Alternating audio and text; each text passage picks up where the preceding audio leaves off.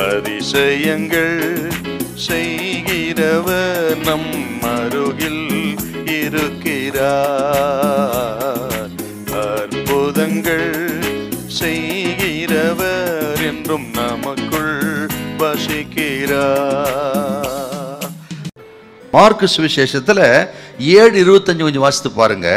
அசுத்த ஆவி பிடித்திருந்த ஒரு சிறு பெண்ணின் தாயாகிய ஒரு ஸ்திரீ அவரை குறித்து கேள்விப்பட்டு அவர் பாதத்தில் விழுந்தாள். அவர் பாதத்தில் விழுந்தாள் அப்படின்னு என்ன அர்த்தம்னா, இயேசு பிரயாணப்பட்டு போகும்பொழுது மேற்கொண்டு பிரயாணப்பட்டு போகாதபடிக்கு தடுத்து நிறுத்தினாள். நீர் எனக்கு இரக்கம் செய்யவில்லை என்று சொன்னால், என் மகளுக்கு உதவி செய்யவில்லை என்று சொன்னால் உம்மை நான் விடமாட்டேன், எனக்கு நீர் உதவி செய்கிற வரையில் உம்மை விடமாட்டேன் ஆண்டவரே என்று பாதத்தில் விழுந்து அவர் பாதத்தை விடாப்பிடியை பற்றி கொண்டு மன்றாடினவள். பாருங்க எத்தனை உறுதி அவளுக்கு. இப்படி ஆண்டவரை விடாப்பிடியாக பற்றி கொண்டு ஜெபிக்கணும். பாருங்க, விசுவாசத்துல உறுதியா இருக்கணும், தளர்ந்து போகாமல் சோர்ந்து போகாம. ஆண்டவர் அப்படி நீங்க நம்பினால், விசுவாசித்தால், ஜெபித்தால் அவளுக்கு அற்புதத்தை செய்தவர் உங்களுக்கும் அற்புதம் செய்வார். நான் அவரை நம்பி வந்து விட்டேன், அவர் பாதத்துக்கு வந்து விட்டேன், அவர் எதையாகிலும் செய்வாரை தவிர செய்யாமல் விடமாட்டார் என்று ஆழமாய் நம்பினார். அவள் நம்பிக்கை வீண் போகல. பாருங்க, இயேசுவை நம்புகிற உங்கள் நம்பிக்கை வீண் போகாது என்று கர்த்தர் சொல்லுகிறா. சோர்ந்து போகாதிருங்க. அப்படி ஆண்டவரை உறுதியாய் பற்றி கொள்ளுங்க, நம்பிக்கை விட்டுறாதீங்க, ஜெபத்தை நிறுத்தாதீங்க.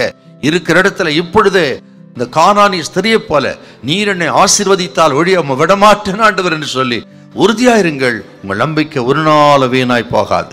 இன்னொரு விஷயம், இவளுடைய ஆச்சரியமான விசுவாசம் என்னன்னு கேட்டீங்கன்னா, எதிரான சூழ்நிலையிலே இவள் இயேசுவை நம்பினாள்.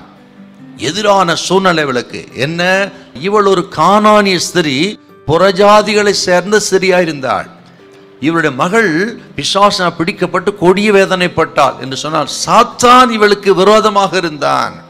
மட்டுமல்ல, சீஷர்களும் இவளை அனுப்பிவிடும் என்று சொன்னார்கள். சீஷர்களும் எதிராயிருக்கிறார்கள்.